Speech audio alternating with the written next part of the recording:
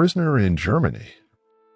The sky was aflame, painted with streaks of fiery orange as B-17 bombers cut through the clouds like enormous metallic birds. Tom Gray sat in the cockpit, gripping the controls with the kind of determination only war could forge. He was 26, but war had aged him in ways the mirror could never capture. His bomber, nicknamed Eagle's Rest, was on a mission to strike a munitions factory deep in the heart of Germany. It wasn't his first run, but he had a gnawing feeling in his gut that this one would be different. The flak cannons started before they even reached their target. Explosions bloomed in the air around them, tearing through the formation. Tom's ears were filled with a deafening symphony of roaring engines, crackling radios, and the shrill whistle of shrapnel slicing through the sky. Somewhere behind him, the tail gunner cursed, short, guttural words drowned out by the chaos. Then it happened. A sudden, sickening jolt. The bomber shuddered violently, and Tom's hands flew across the controls, desperate to keep the plane stable. Smoke billowed from the right engine, trailing behind them like a death shroud. "Mayday! Mayday!" the co-pilot shouted into the radio, though Tom already knew the truth. Eagle's Rest wasn't going to make it home. The engine sputtered one last time before it gave out completely, sending the plane into a slow, agonizing descent. The smell of burning fuel filled the cabin, and the world outside blurred into a chaotic swirl of green and gray. Tom barked orders, his voice steady despite the panic clawing at his chest. The crew scrambled to their positions, preparing for what they all knew was inevitable. When the plane hit the ground, it wasn't the fiery explosion the movies always promised. Instead, it was a brutal, bone-rattling crash that ripped the Eagle's Rest apart like a tin can. Tom woke to the sound of shouting, German, harsh and guttural. His head throbbed, his vision swam, but the cold steel of a rifle barrel pressed against his temple snapped him into focus. They had been captured. The next hours blurred together, being stripped of his jacket and dog tags, hands bound tightly behind his back, and marched through the remains of a nameless German village. Civilians peered from shattered windows, their faces a mix of fear and fury. By nightfall, Tom and the surviving crew members found themselves in a cramped, cold cell. The air was thick with the stench of sweat and damp stone. Tom leaned his head against the wall, eyes fixed on the flickering light bulb above. He couldn't stop replaying the crash in his mind, the sound of tearing metal, the gut-wrenching moment he realized they wouldn't make it. But it wasn't the crash that haunted him most. It was the faces of his crew, the ones who didn't make it out alive. Sleep was a luxury Tom wouldn't have again for a long time. The next morning, they were loaded onto a truck, their destination unclear. The German soldiers guarding them were young, barely older than boys, their faces pale beneath their helmets. One of them couldn't have been more than 17. Tom wondered if the kid had ever held a rifle before this war. The truck rumbled across the frozen countryside, the monotony broken only by the occasional barked command. Tom tried to focus on the details, the way the frost clung to the trees, the distant sound of church bells tolling in some unseen village. Anything to keep his mind from spiraling into despair. After hours of travel, they arrived at a prison camp surrounded by barbed wire and watchtowers. Stalag Luft 3, the guard announced, though Tom didn't need the name to know this place would be hell. The camp was a maze of barracks, each one more decrepit than the last. Inside, the air was heavy with the stink of unwashed bodies and moldy straw. The other prisoners eyed the newcomers with a mixture of curiosity and caution. Tom recognized the look. It was the same one he'd seen in the mirror since the war began.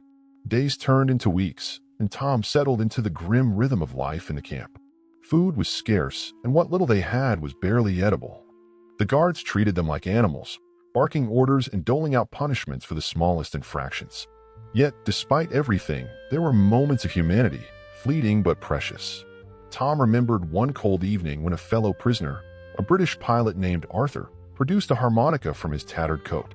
The haunting melody he played silenced the barracks, filling the air with something Tom hadn't felt in months, hope. But hope was a dangerous thing in a place like this. It could keep you alive, but it could also break you. Tom learned to keep his head down, to play by the rules, but his mind was always working. Escape was a word whispered in the shadows, a dangerous dream that could mean freedom or death. One night, as he lay on his bunk staring at the ceiling, he felt a tap on his shoulder. It was Arthur, his face illuminated by the pale moonlight streaming through the window. "I have a plan," he whispered, his voice barely audible over the snores of the other prisoners. Tom didn't respond immediately. He knew what Arthur was asking, and he knew the risk. "Tell me," Tom finally said, his voice steady despite the storm raging inside him. Arthur's eyes lit up, and for the first time since the crash, Tom felt something he hadn't dared to feel in weeks. A flicker of hope. Arthur's plan was as reckless as it was brilliant. It involved a tunnel, dug under the barracks floor and out beyond the barbed wire perimeter. The dirt would have to be hidden, the guards distracted, and every step calculated with the precision of a bombing raid. Tom wasn't a dreamer, not anymore. He'd seen too much to believe in long shots. But as Arthur spoke in hushed tones that night, mapping out the details in the dim glow of a smuggled candle, Tom found himself nodding. Maybe it was desperation. Maybe it was the raw determination in Arthur's voice. Or maybe it was the gnawing thought that staying mid-dying, if not in body, then in spirit. The next morning, the camp returned to its grim normalcy, but beneath the surface, the plan had already begun. Tom, Arthur, and two others, Charlie, an American navigator, and Fritz, a quiet Canadian bombardier, formed the core of the escape team. Each had a role to play. Arthur, ever the strategist, had sketched the rough layout of the camp based on months of observation. He knew when the guards changed shifts, where the blind spots were, and which barracks the commandant rarely inspected. Fritz, with his wiry frame and steady hands, took charge of the digging. Charlie, whose charm had already won over a few sympathetic guards, handled the distractions. Tom? He was the anchor, the one who kept the others grounded when their hopes soared too high or their tempers frayed under the pressure. The digging began at night, under the cover of darkness. Fritz worked tirelessly, his hands blistered from the crude tools they'd fashioned from scrap metal. Tom took turns with him, scooping the cold earth and passing it back in makeshift sacks. They hid the dirt in hollowed-out spaces beneath their bunks, careful not to leave a trace. The first week passed without incident, but tension hung in the air like a thundercloud. Every creak of the floorboards, every stray shout from the guards outside sent a ripple of panic through the team. Sleep was a luxury they couldn't afford. One evening, as Tom crouched in the tunnel, the damp soil pressing against his knees, he felt the first real pang of doubt. The walls seemed to close in around him, the air thick and suffocating. He had never considered himself claustrophobic, but in that moment, the weight of the earth above felt unbearable. "Breathe," Fritz whispered, his voice calm despite the strain in his eyes. "Just keep breathing, mate. We'll get there." Tom nodded, forcing himself to inhale slowly. It was a small moment, but it reminded him why he couldn't give up. They were all in this together, bound by the fragile thread of hope. The days blurred into weeks, the monotony of camp life punctuated by moments of quiet triumph. They made progress, inch by painstaking inch, until the tunnel stretched far enough to offer a real chance at freedom. But just as they began to taste success, the first crack in their plan appeared. One of the guards, a lanky man with sharp features and an ever-present cigarette dangling from his lips, seemed to grow suspicious. He lingered near their barracks during inspections, his cold eyes scanning every corner. "Commandant's lapdog," Arthur muttered one evening, his jaw clenched. "We need to be careful." Careful wasn't enough. It happened during the evening roll call. The prisoners lined up in neat rows as the guards paced back and forth, their boots crunching against the gravel. Tom kept his head down, his face a mask of indifference, but his heart pounded in his chest. The sharp-featured guard stopped suddenly, his eyes narrowing as he pointed to Fritz. "You." "Step forward." Fritz obeyed, his face pale but composed. "Hands," the guard barked. Fritz held out his hands, his palms red and raw from the digging. Tom's stomach twisted as the guard's lips curled into a cruel smile. "You've been busy," he said in broken English. The next moments were a blur of shouting and violence. Fritz was dragged away, his protest silenced by the butt of a rifle. The rest of the team could do nothing but watch, their helplessness a bitter pill to swallow. That night, the barracks was silent. The harmonica stayed in Arthur's pocket, the usual whispers of hope replaced by a heavy, suffocating despair. Tom sat on his bunk, staring at the crude map Arthur had drawn. They were so close. Just a few more nights, and the tunnel would be complete. But without Fritz, could they finish the job? Arthur broke the silence, his voice low but firm. "We keep going. Fritz would want us to." Tom wanted to argue, to say that they were risking everything for a plan that was falling apart. But he couldn't. He knew Arthur was right. The next night, they resumed the digging, their movements slower without Fritz's skill and experience. Every sound seemed amplified in the darkness, the scrape of metal against soil, the labored breathing of exhaustion. Then came the second crack in their plan. As Tom worked in the tunnel, his hands trembling from fatigue, he heard it, a faint, distant rumble. At first, he thought it was in his head, a trick of his frayed nerves. But then Arthur's voice echoed down the tunnel, sharp and panicked. Collapse. Get out. Tom scrambled backward as the tunnel shook, soil raining down around him. The walls buckled, the fragile structure giving way under the weight of the earth above. By the time he emerged, coughing and covered in dirt, the tunnel was gone. Arthur sat slumped against the wall, his face streaked with grime and defeat. Charlie paced back and forth, his fists clenched. It's over, Charlie muttered, his voice trembling with rage. All of it. For nothing. Tom didn't respond. He couldn't. The weight of failure was too much to bear. But deep down, a spark still burned. The tunnel might be gone, but the fight wasn't over. Not yet. The collapse of the tunnel left the group fractured. Hope had been their lifeline, but now it dangled just out of reach, like a cruel joke. Fritz was still gone, his fate unknown, and the guards were on edge, patrolling the camp with a new intensity. Even Arthur, usually brimming with determination, seemed hollow. Tom spent the days walking the perimeter of the camp, his boots crunching on the frosted ground as his mind raced. He replayed every step of their plan, searching for what they missed, what they could have done differently. But the tunnel was gone, buried under tons of earth. There was no going back to it. It was during one of these aimless walks that Tom noticed something, a small forgotten shed near the edge of the camp.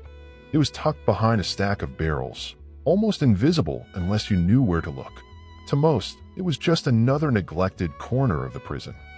But to Tom, it was something else. A second chance. That night, as the others lay in their bunks, Tom leaned over to Arthur, speaking in a hushed whisper. I think I found a way.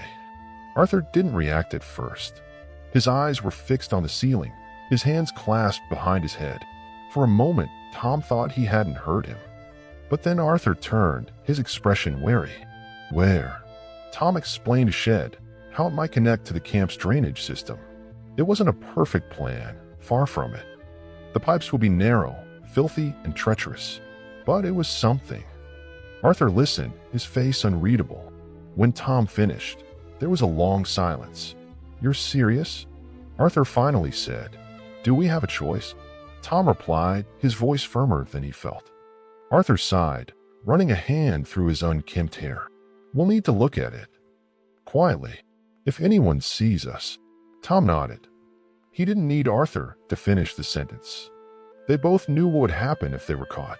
The next day, they watched the guards' movements carefully, waiting for the right moment. When the sun dipped low, casting long shadows across the camp, Tom and Arthur slipped out. The shed was even smaller up close, its wooden walls weathered and rotting. The lock on the door was rusted, but still intact. Arthur pulled out a thin piece of wire, another smuggled treasure, and went to work. Minutes felt like hours as Tom kept watch, his eyes darting between the barracks and the towers. Finally, with a soft click, the lock gave way. Inside, the air was thick with the smell of mildew and decay. A tangle of old tools and scraps of wood cluttered the floor, but in the far corner, hidden beneath a warped plank, was what they were looking for, a narrow metal grate leading to the drainage system. Arthur knelt down, inspecting the grate with a critical eye. It's tight, he said, frowning. And no telling where it leads. Could dump us right into a guard's barracks for all we know. Tom crouched beside him, peering into the darkness below. It's a chance, he said simply. Better than rotting here. Arthur didn't respond, but the flicker of resolve returned to his eyes.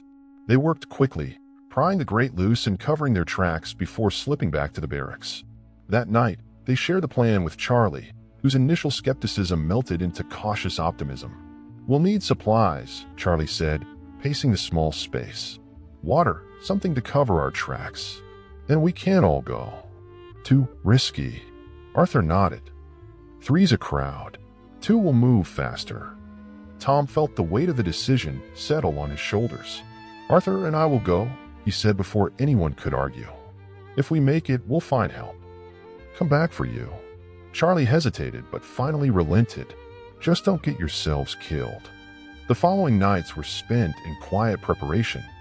Charlie worked his charm on a sympathetic guard, securing a few meager supplies, a flask of water, a scrap of cloth to mask their movements.